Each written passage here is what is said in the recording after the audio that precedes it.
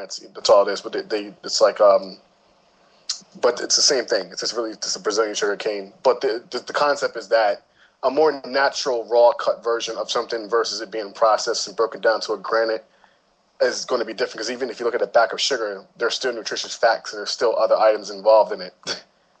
Yeah. Versus picking up, say, a box of raw sugar just says continent sugar, and that's it.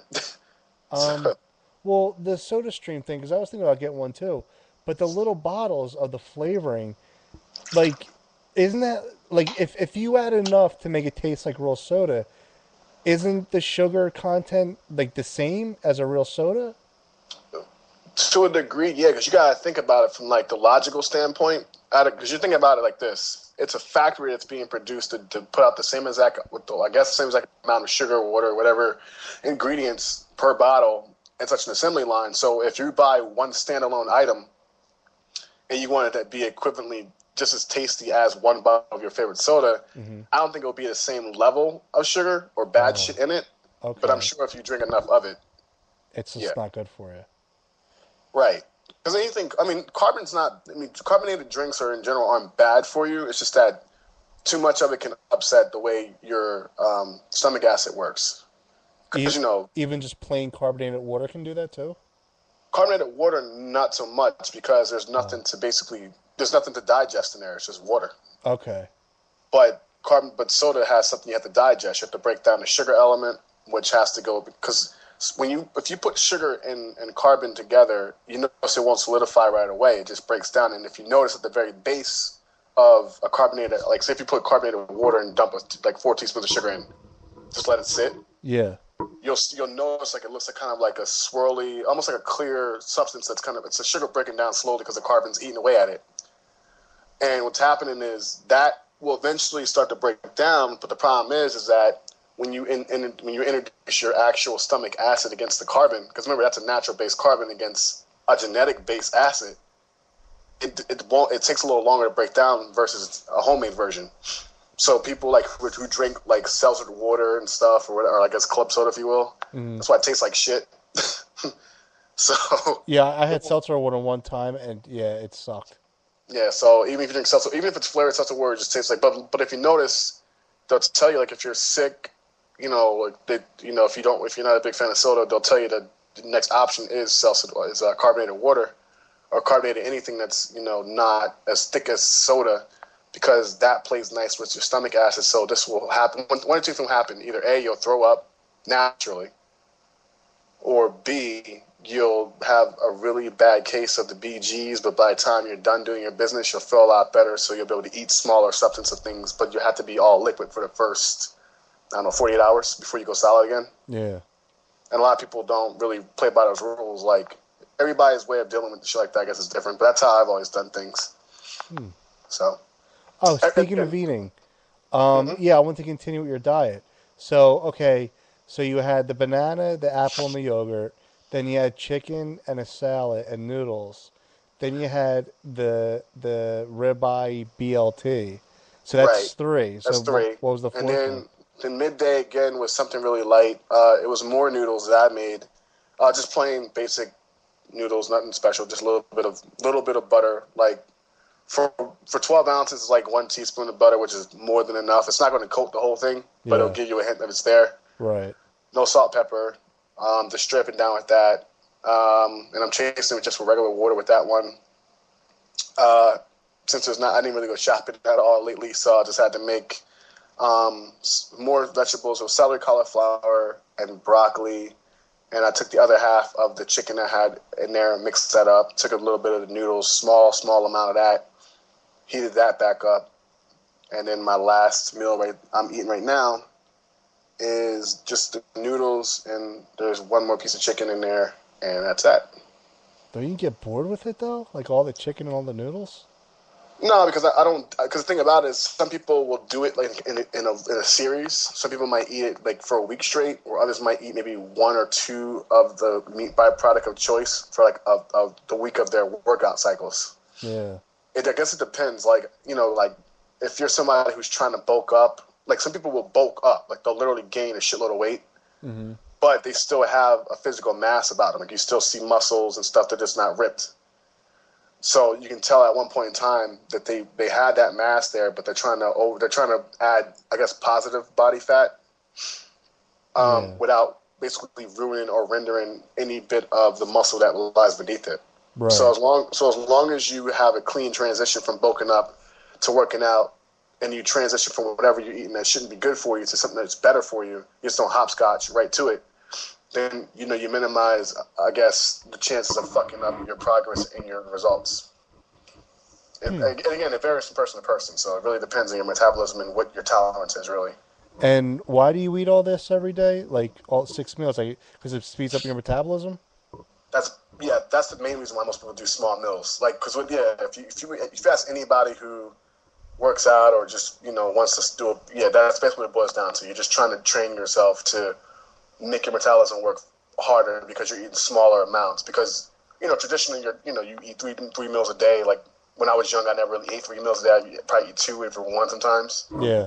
And I would find little things in between, little snacks that didn't really equivalent to shit. They were less than fucking 8 ounces combined with water or with drinks. So you gotta think, like, as you get older, depending on how you ate when you were younger, it's going to take a severe effect on how you get older. Oh yeah, of course. And if you're not, like you said, if you're not like in your case, at least you work out. You're not just sitting around doing nothing all day. Right. But if you were just to sit around all day and eat, like I'm actually unfortunately seeing, one of my nephews going through that right now. Like, he used to be extremely active, but now he'll eat like crazy and he's starting to put on some weight. And, I'm kind of concerned because he's still fairly young. Yeah. But if he doesn't get if he doesn't get out or at least try to do something about it, it's just going to sit there. And people don't realize, like, 3 months of weight gain takes 6 months or 7 to 8 months to lose it. Right. So it's just one of those things. Well, yeah, like normally I only eat once a day, which is dinner, because I'm just not hungry the rest of the day. But if I am hungry, I'd say like around 11:30ish, I'll have a banana, some orange juice, and some wheatgrass. I drink wheatgrass. And that's probably maybe, I'd say 4 or 5 days a week. And then I just go all day without eating because I'm still full. But then at dinner time, I'll just have like a regular meal, and then that's it. Well, no, that's fine. Again, maybe that's probably where your level of tolerance falls in place. Yeah. I just tell people, like, for those who are trying to, lose weight, or even if you want to gain what's called positive weight, like you want to gain some mass to develop into muscle or to tone or whatever. Yeah. I tell people don't buy shit that's not obviously, because not everything, like everything in the health stores or those websites or whatever, they can't all go through the Food and Drug FDA, I think it's called. Yeah. Yeah, they all can't pass, but there are certain regulations that allow them to still sell the product to the masses. Because the only time that they'll ever, I guess, interfere with a company is if they realize that it has, severe or long-term terminal effects on people. That's the only way they'll jump in and say, okay, this is not a good idea. Like, I never... Huh?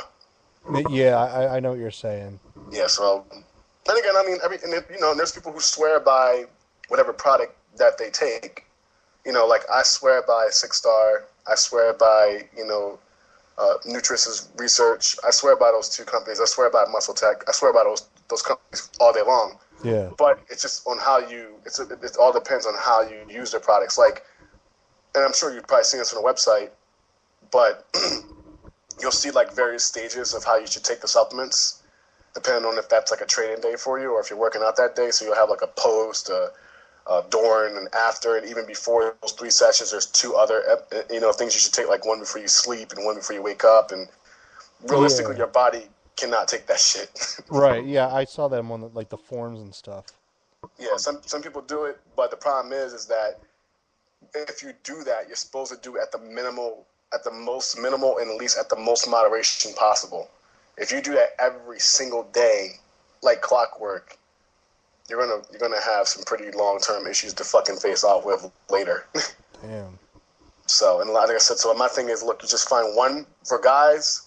You find one basic, if some people can't do whey protein, so the alternative is a creatine basic, which is really, and it basically enables the amino acids in your muscles to recuperate after a crazy ass workout. You'll be sore as shit, but by the time you heal up, it won't hurt as much. And when you do that workout again, even if you change it slightly, your adaptive ability to deal with that pain will be a lot faster, as long as you don't overkill it. And then for girls, same thing. They want to find something that's going to play nice with their metabolism, because sometimes girls can eat shit and it goes right to their ass, but not in a good way. Yeah.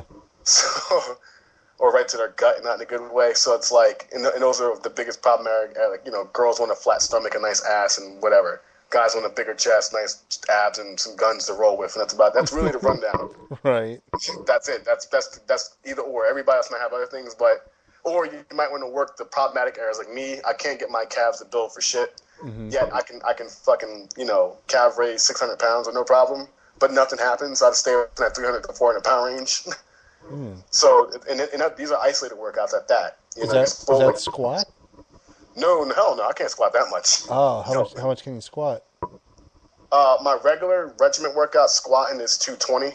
Wow. My max is, just once with good form. Yeah. And no Smith machine. The Smith machine is kind of like a cheat. Yeah. But no Smith machine. My max right now is 420. Wow. Like one solid, simple squat. Like a real actual L squat where you look like you're about to sit in a chair squat. That's the way it should be done. Yeah, yeah. Where you kind of stick your butt out. Yeah, you stick your rear out, draw your stomach in, and keep your chest out as far, because you need to really regain. Plus, I actually do wide stance squats. Oh. Because especially it's good for guys who want to kind of really get that stability or get the X frame. Yeah. But there's some guys who are like, if you're shorter, I know shorter guys can do a more narrow stance and their squats are fine.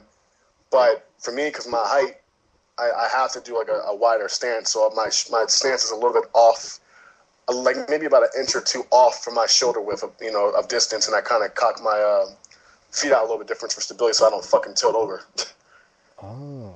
But the best way to practice, honestly, on your stance is if you ever go to a gym and you get onto if you do like a T-bar row.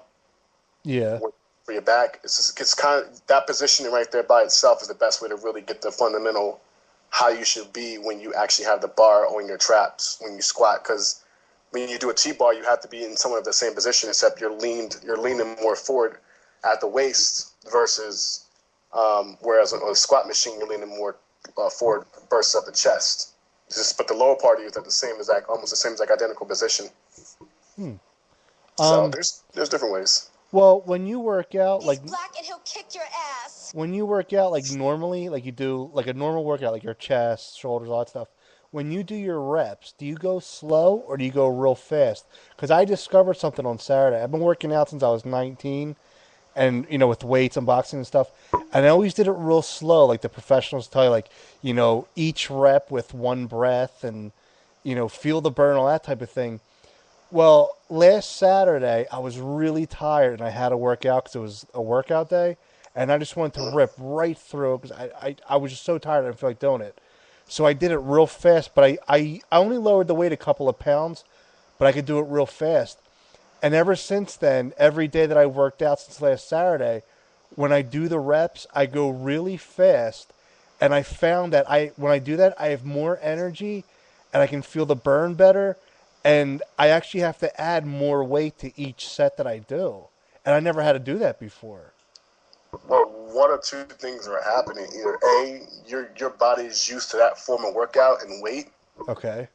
So maybe you've already hit a plateau. Because people hit plateaus differently. But maybe for you, you might have already did that workout so many times before that it's probably nothing for you. Or two, you're just, like you said earlier, you pretty much hit the nail on the head. You drop the weight from what you normally lift on, so obviously moving faster, you can do it. But remember, if you move fast, you throw your form off. Yeah. I'm very careful about form because, you can hurt yourself, or if you do the wrong form, you might as well not even do the exercise then. Right. So it depends. And like you said, there's billions of people that will give you all types of different. My way of doing it is I'm kind of a mix between different workouts. Like the bigger muscles, like your quads, your chest, your back, those ones I move slow. Oh, okay. What I mean slow is I push out fast and draw back slow on those. Oh, okay. To feel the resistance. Right. Yeah. Those like anything with a push pull method, I flip flop. So one day, 1 week or a couple weeks in, you might move out slow, but Right. draw back fast or whatever it is. But it depends. Like the rule of thumb is, if in the first few reps, if it seems too easy, then go after that. But you don't want to, within the next series of your reps, you don't want to plate up right away. You know, you might want to focus that day on just keeping the weight where it's at. Yeah. In your case, you said that you added weight, so that's different. But if you were to say drop the weight a little bit, or drop set, if you will, it depends. The problem is that all you're doing is you're hitting other parts of the muscle that haven't been hit before. Because remember, when you do a heavy weight, only certain parts of your muscles are engaged. If you hit a minimal or an average weight that you can move, like if you can do a workout where there's still some resistance, there's still some challenge there, but it's not ridiculously hard, Yeah. then your form is as good as it can be. Yeah. Then you're doing as best as you can based on that workout. But if you put too much weight on, and you notice you're rocking when you try to do a bicep curl, Yeah. or your arms are fucking shaking against the barbell, when you obviously are doing something fucking wrong. You either have too much weight, or your form's all fucked up. Yeah. So it's one of those things where it's honestly everybody, it's a trial and error. Like I said before, you might introduce a trainer, and most good trainers will tell you, like, look, this is what you want to do to maximize on this particular workout. And honestly, there's all these weird workouts out there that are like weird and they don't really serve any real purpose. So the rule is stick to the most fundamental things first. Once you honestly feel as though you mastered those things, then do your fair research. See if there's an alternative workout that's going to not only focus on a muscle you're trying to engage, but also find another muscle that's going to fundamentally work. So, for example, if you're going to do a bicep curl, and you want to also engage your forearm, and you want to also engage your your tricep as well. There's certain things like the best workout dips. They lock all three up at the same time. Dips. Oh yeah. I do dips. Yeah. Right, but you want to do suspended. You want to do suspended half dips. What does that mean? Most people usually will find a chair and dip at an angle where you kind of cross your legs and you dip at that arc, or that little degree angle. Okay. Like you grab a chair and you push it against a wall so you don't slip back and hit your head off the back of the chair like I did when I was younger. Yeah. But you grab the back of the chair and you extend your body out almost into like a half plank and you just dip. But the only real weight you're moving is mostly upper body, so you're not really engaging anything. Right. If you can find something where the best way to look at it is if you find the entry of a stairwell. You have equal rails on each side. Right. You basically grab each rail and suspend yourself up. You basically, like, as if you're about to do a knee raise. You cross your legs, draw them up to your point where your knees are bent. Okay. And if you can do it on an angle, that's great. But if you're on a flat level area, long as the bars are in the same distance from left to right, that's a suspended dip. A half dip means you go down to the point where you have a 90-degree angle at the back of your elbows. You stop there. You push back up. The problem is a lot of guys will dip a lot lower. Yeah. But the problem is when you do that, without even realizing, the same thing with a bar, with a push-up.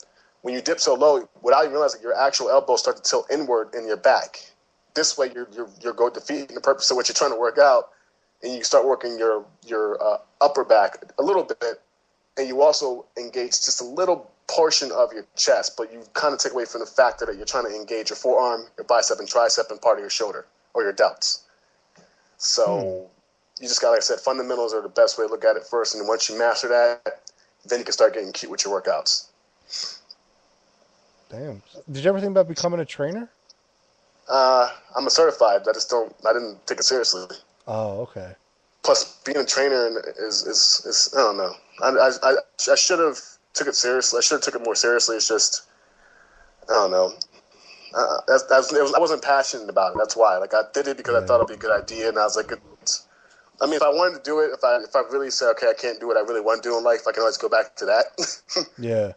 But I never thought about it because I'm not that passionate about working out, because most people take working out as a fad, or as not a lot of people take it seriously.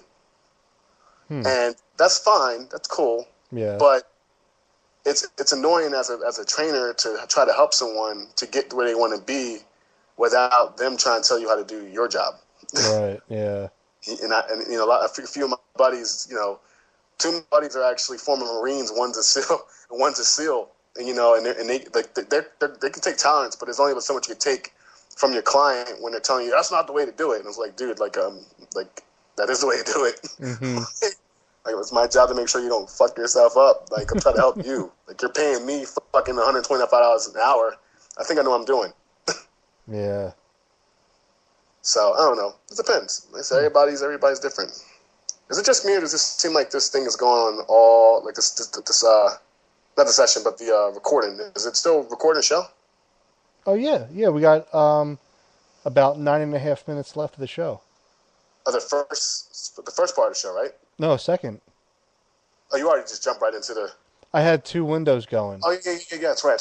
I forgot too. I totally forgot. Like, I was like, what the hell? I was like, because it felt like you didn't even like take a break and go on to the next session. Oh no! As soon as the one ended, I hit the button right on the other window, so you might have missed, like people that were listening might have missed, say, maybe 1 or 2 words that you said.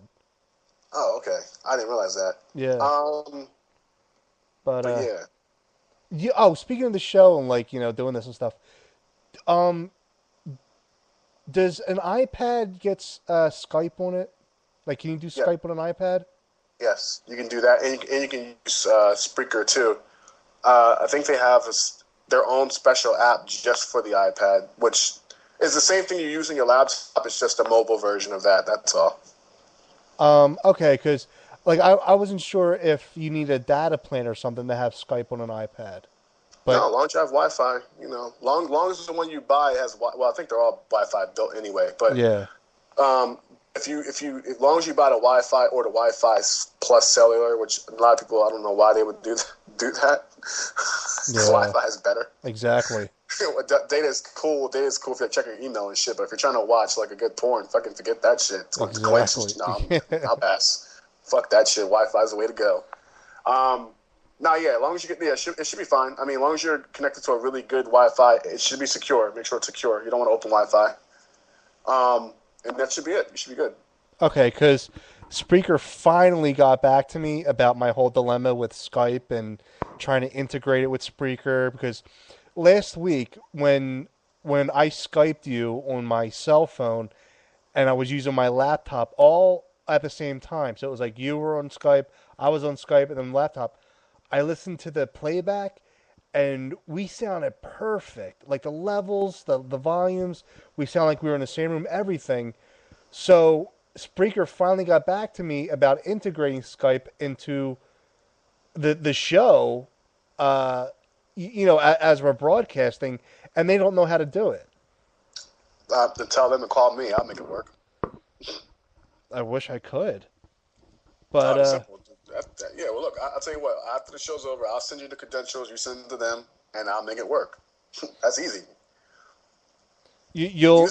What do you mean? Like what? I can actually build them. I can actually build Spreaker as an entity, like its whole entire software, its user interface to actually integrate Skype.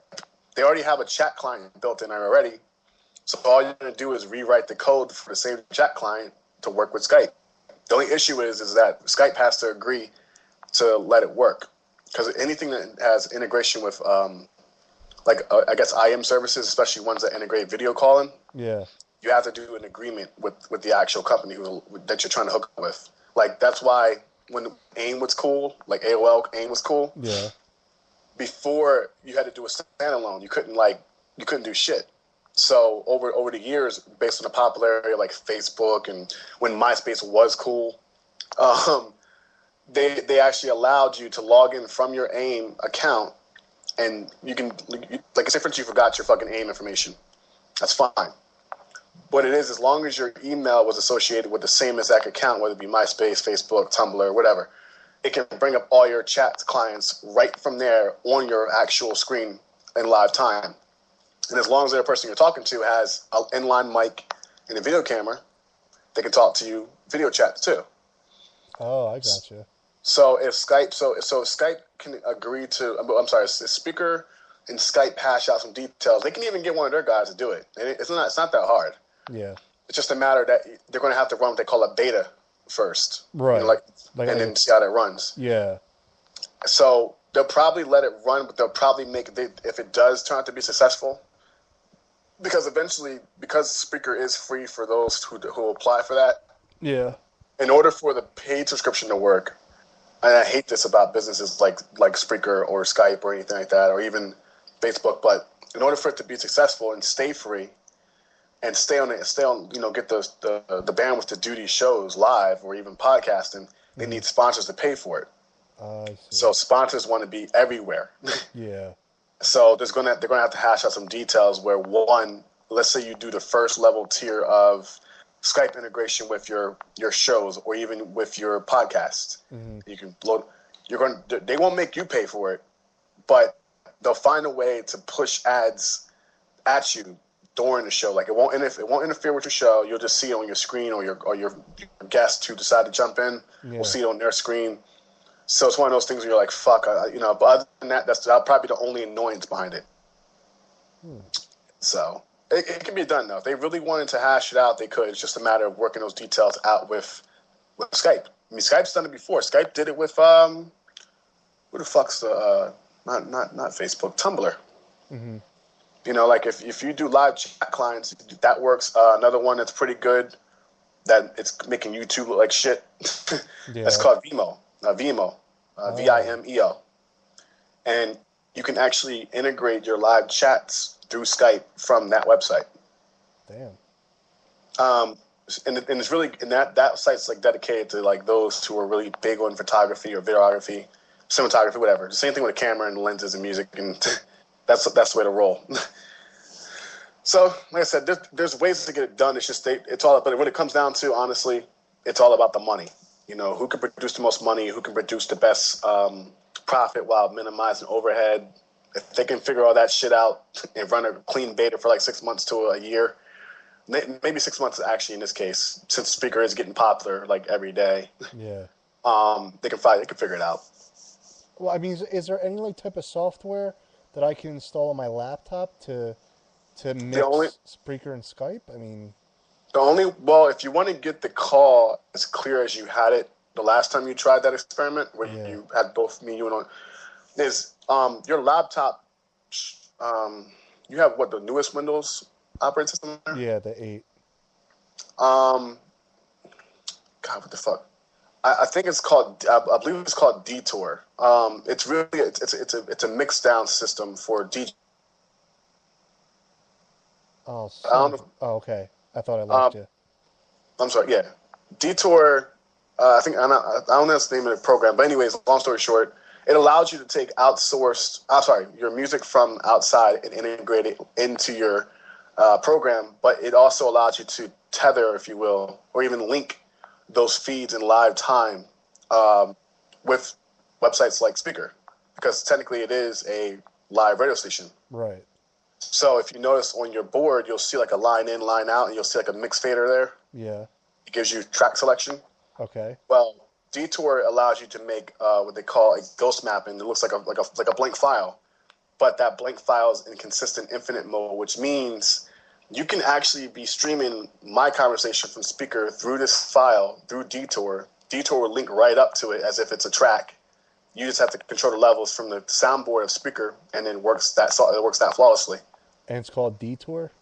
I think it's called Detour. I'm not sure. I know it starts with a D, and I thought it was Detour. I could be wrong. I'll double check that, actually. I'll look for it when I go to work tomorrow. Okay, well, I mean, as soon as the show's over in about a minute. So as soon as we're done, I'm going right on Google, and I'm gonna look for this, because I really want to figure this out. Well, just look up Mixdown integration is what you want to Google search. DJ or music Mixdown integration. Okay. And that's it. DJ music mixed down integration. Right. Based on, and the reason why I say it's like that, because based on those words you pick, it'll narrow down, because that's how Google works. It's all about ad word, and so it'll pick from that whole entire sentence and narrow down the best thing, so it gives you more of an avenue to research some things. You most likely will fall into a few forms on page 2 and 3. Mm-hmm.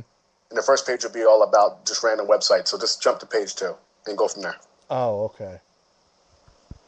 All right, well then, yeah, I'm going to look at that in a few seconds, because we're out of here. Sorry about the show being all about the workout thing. No. I want to continue that because I'm interested in it, and if anybody doesn't like it, fuck them. All right. So, all right, then I guess we'll talk on Monday. All right, man. I'll see you then. All right, man. All right, later. Later. All right, everybody. That's it for us. We're out. I'm tired. I'm going to check this thing out that he's talking about. And then I'm going to go rest because I'm beat. So I'll just see you all on Monday. Take care. Good night. Good luck.